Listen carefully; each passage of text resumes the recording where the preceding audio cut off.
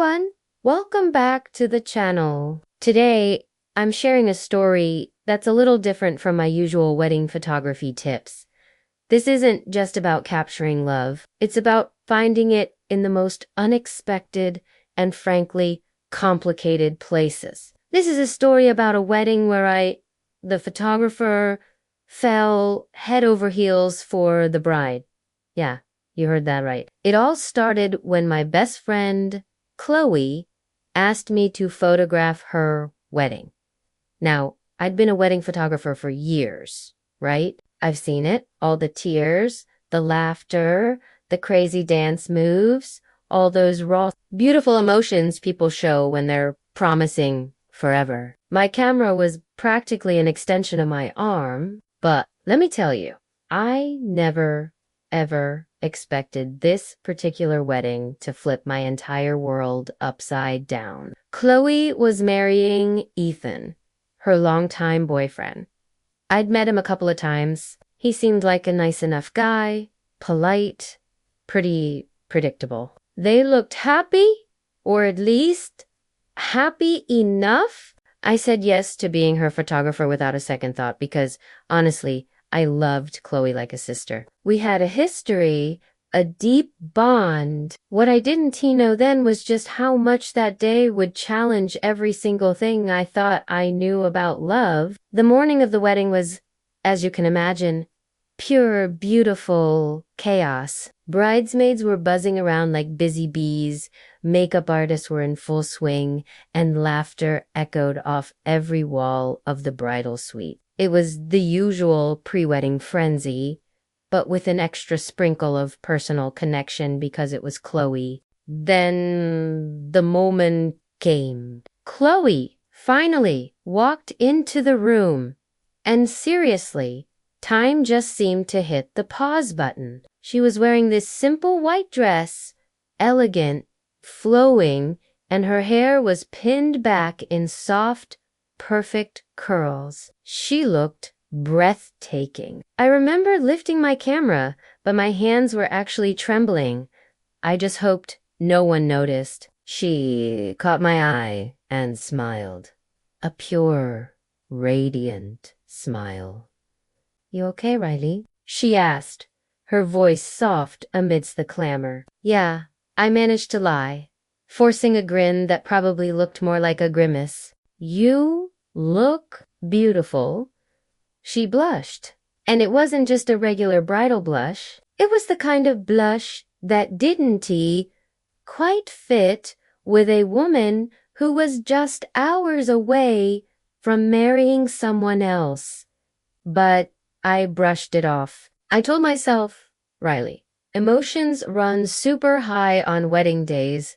It doesn't mean anything. Just focus on the shot.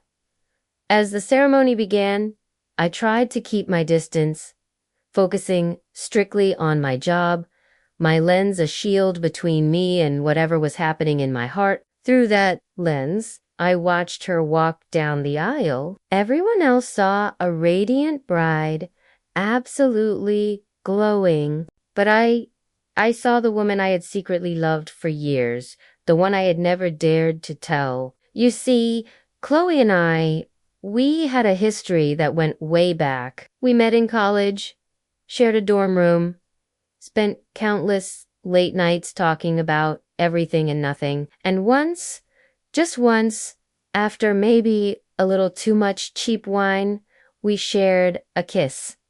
A real, heart-stopping kiss. The next day, she laughed it off, said it was just college stuff, one of those silly memories. And I'd been the expert at pretending.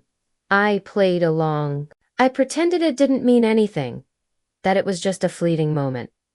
But it did mean something. For me, it always did. That kiss, that night, it had etched itself into my memory, a secret whisper of what could have been. The reception was in full swing, a blur of joyful noise, clinking glasses, and terrible, wonderful dancing. I was doing my usual rounds, capturing candid moments, when Chloe in her beautiful white dress, gently pulled me aside. Her eyes held a mixture of exhaustion and something else I couldn't quite decipher.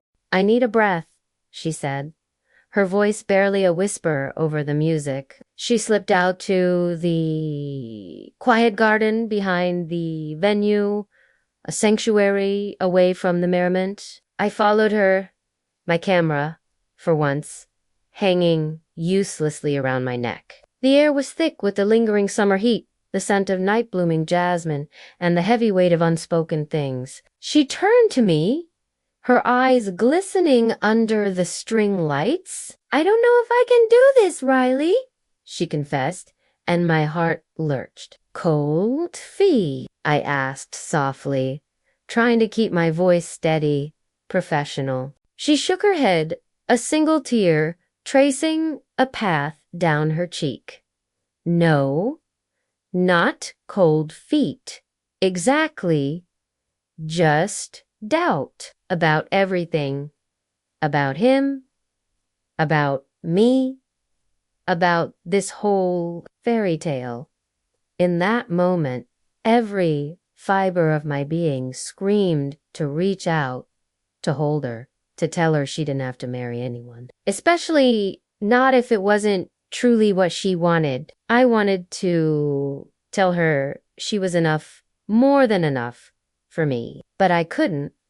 Not when she was dressed in white, the symbol of commitment to another. Not when guests were waiting just inside for the bride to return to her reception. It felt like standing on the edge of a cliff, wanting to jump, but knowing it would shatter everything. Then she looked up at me, her eyes searching mine, and said the words that just absolutely cracked my heart wide open. "When you look at me, Riley, I feel like I'm enough. I never feel that with anyone else." For a split second, the entire world outside that garden disappeared. There was just Chloe, her raw vulnerability, and those words. I found myself reaching up, my thumb gently brushing away a tear from her cheek. My voice was barely a whisper when I asked, "Then why aren't you choosing that feeling, Chloe? Why aren't you choosing ... that for yourself?" Her lips trembled, and I thought, just maybe, she was going to say something. Something to change everything. But before she could answer, the wedding coordinator's voice cut through the quiet, calling Chloe's name, pulling her back to the world, back to her wedding. The moment shattered. She gave me a small, almost imperceptible nod, a look that conveyed both understanding and resignation, and walked back inside, leaving me alone under the soft glow of the string lights, my heart burning with every single thing left unsaid. The rest of the night was a blur. The ceremony resumed. They exchanged vows, slipped rings onto each other's fingers, and smiled for the cameras. I captured every single second, my camera a shield, hiding the tears that were undoubtedly welling in my own eyes. But when the officiant finally said those famous words, "You may kiss the bride," Chloe hesitated just for a heartbeat. A fraction of a second, her eyes searched the crowd, scanned past the faces, past Ethan, and found mine. And only then, after that single, fleeting connection, did she lean in to kiss Ethan. That single glance, that tiny, almost imperceptible pause, it told me everything I needed to know. It confirmed what my heart already suspected. She loved me too. But love, as I painfully learned that day, doesn't always arrive at the right time. Or at least, it doesn't always seem too. A few weeks later, my phone rang. It was Chloe. My heart immediately started pounding. "I'm moving to Paris," she said, her voice a little distant, a little softer than I remembered. Ethan got a job there. I just wanted to say goodbye. I didn't ask her to stay. I just swallowed the lump in my throat and managed to say, "Be happy, Chloe. Really, truly happy." It was the hardest thing I'd ever said. A whole year passed after that call. I threw myself into my business, traveling, shooting more weddings than ever, trying to move on, trying to build a new normal without her in my immediate orbit. Some days were easier than others. Some days, the memory of her in that garden, her words, her glance, felt as fresh as if it had happened yesterday. Then, one morning, I found a postcard in my mailbox. It was from Paris. My hands actually shook as I turned it over. On the back, in her familiar, elegant handwriting, she had written, "Riley, I left him. I'm painting again. And if you're still willing to photograph love, maybe you can photograph ours next." My heart stopped. Honestly, it completely stopped. For the first time in what felt like a very, very long while, I smiled. A real, genuine smile that reached my eyes. It was a smile full of hope, of possibility, of a future I hadn't dared to dream about. Love, I realized then, really doesn't care about timing. It waits quietly, patiently, even when the world tells it that it shouldn't.